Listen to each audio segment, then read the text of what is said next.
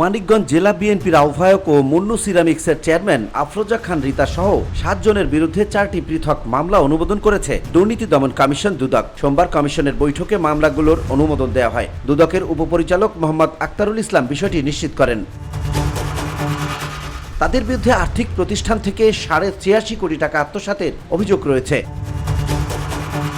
দুদকের অনুমোদিত এজাহারে বলা হয়েছে, Uttara finance and investment limited থেকে কোনো প্রকার রেকর্ডপত্র দাখিল না করে এবং বোর্ড সভায় উপস্থাপন ছাড়াই পরস্পর যোগসাজশে 83.5 কোটি টাকা আত্মসাৎ করা হয়।